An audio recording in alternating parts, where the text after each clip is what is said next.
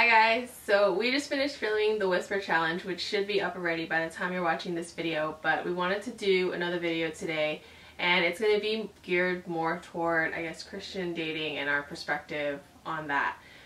It's a lot different than what you would expect, I guess, from just couples out there who are, you know, dating, they're living together before they get married, like having sex, all that stuff. So we'll talk about what it's like to not do that stuff and actually follow a certain order leading up to being married and having kids and settling down and things like that. So if you guys want to watch it, just stay tuned.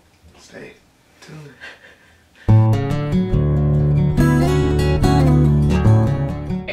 So most of you who have been subscribed to the channel for a while, you guys probably saw the video, the previous one that I put on, that Ryan proposed and we're engaged now. So we wanted to do a video just to kind of show our perspective of Christian dating and how that is for us. We were getting married in July, so that's 6 months away right now. And we're just going to go through kind of what it's like to be more traditional in dating and not, you know, date, move in, have sex, and do all that stuff. So what's the point, I think, would be a big thing. Like, why is it that what you're saying is more worth it in the end versus dating and having sex and enjoying yourself? And just, people always look at it like you want to do all the fun stuff before you get married because they look at marriage like it's boring at that point after. I think it's just put a perspective of how we just view our relationship. I don't think it has to be like biblical and like where you're just like this and this says that, so this is why we do that. But just be like, hey, we haven't done a lot of stuff, and these are the things we're able to experience. And would you say that our relationship is different than any other relationship that's in the dating stage to being engaged? Do you think it's any different? Or how do you think where our faith plays a part into it? I mean, I know that if we were moved in together already, we had sex, we probably wouldn't be getting married 15 months of knowing each other. Yeah. I think it's really interesting, I think, for us to try to let our faith kind of lead us instead of us trying to just do our own thing. I think we're two unique people, really different. So I think it was one of those things where we've kind of had to think beyond our own desires to kind of, for this thing to work up to this point. And I think we're going to have to continue to have that type of faith to make it work through a lifetime. So yeah,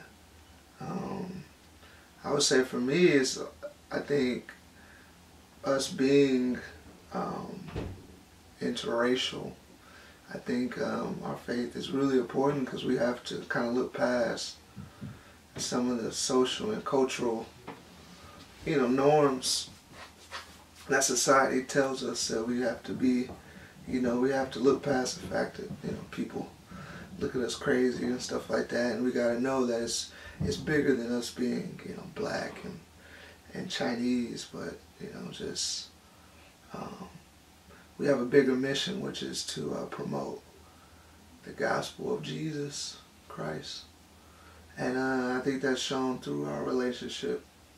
One of the first issues probably is for us the sexual aspect of like Christians in the Bible. It says, you know, you should wait to get married before you like have sexual relations with you know, the opposite sex. And you know, that's something to really we agreed upon to do.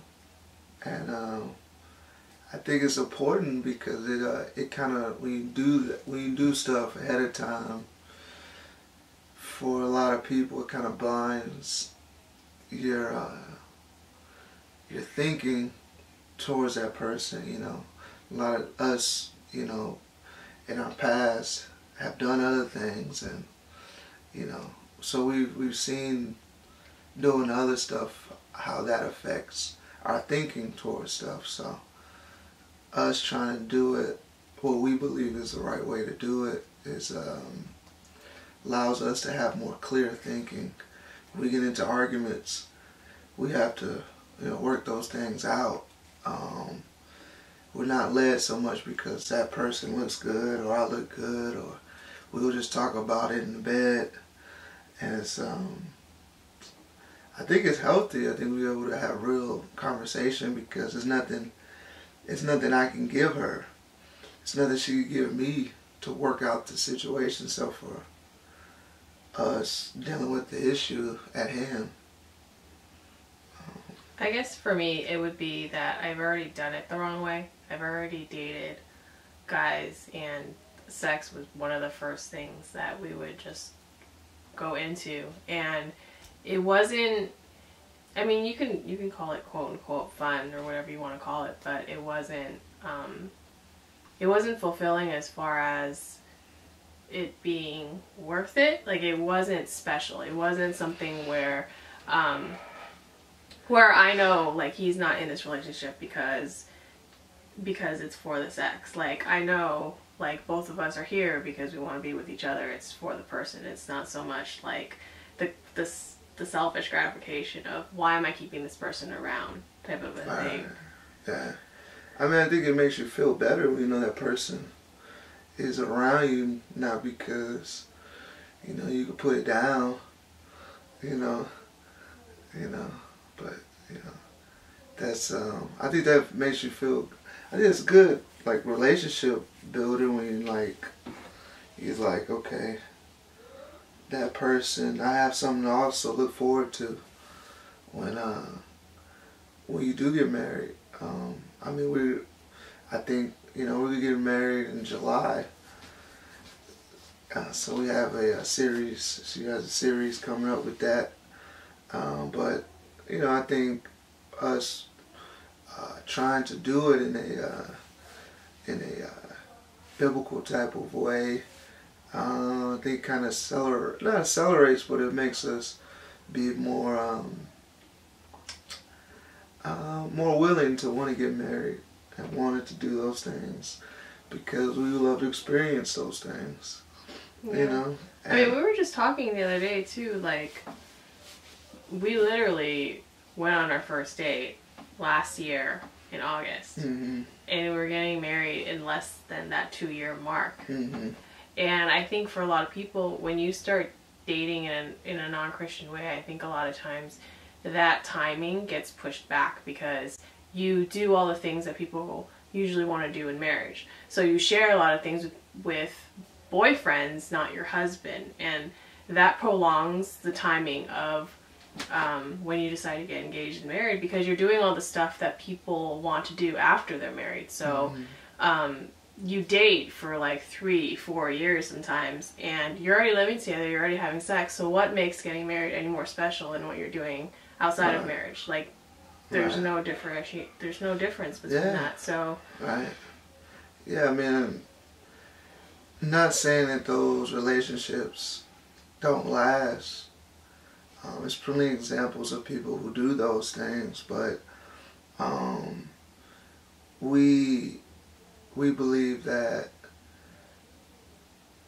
we have something higher than ourselves that's governing what we do. And it's helpful because, like, when I mess up or she messes up, we're not just dependent on, you know, whether or not she forgives me or if I forgive her. We know we have to forgive because we believe God has forgiven us for the things we've done wrong. So I think it also helps us to stay healthy relationship-wise when we kind of submit ourselves to something higher than just our own desires and stuff like that. So, yeah, and I mean, it allows us also to kind of agree upon certain things. I mean, the things that we want to have for our family is pretty kind of similar because of our faith. I mean, you know, it's not getting around some of the things that we feel like are definites, you know. So I think it's important to be with somebody who is on the same page as you. A lot of times you hear people say, oh, you know, I want to convert this person to how I believe my views, and you know, and that's not saying it can't happen, but that's tough to do, because you know, it's people that, you know, it's totally different views, you know, and it's hard to get that on one accord in a marriage. As I hear, not being married before, you have to be at one accord, so, you know. I think with fights too, it's a little differently. I mean, at least personally, I've heard, not to say like all non-Christians do this, but there's a lot of swearing. I feel like there's a lot of degrading going on when people argue as well.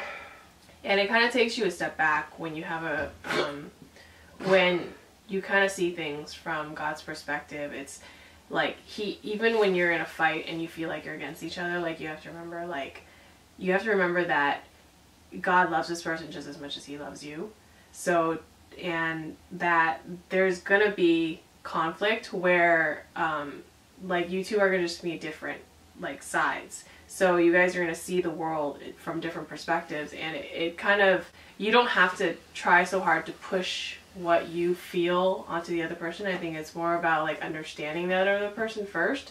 Mm-hmm. And if they don't change, that's not your responsibility to change them. Like, it's God's responsibility. So you don't have to feel like that load is on you, where you're trying to change your partner or make them become something, because if that's what God's plan is for them, like, he'll work it in his own way. So it takes the pressure off of you, like when you're fighting and you're trying to change your partner or trying to make them see things a certain way. Like, you don't have to do that. It's not the best way to do it, because people will do what they want to do, you know, so you could try to twist somebody's arm to do it, but a lot of times it won't work. And we've got into our different arguments and stuff is from, we want the other person to be more like how we want them to be. You know, so when you get married, you gotta love the good and bad.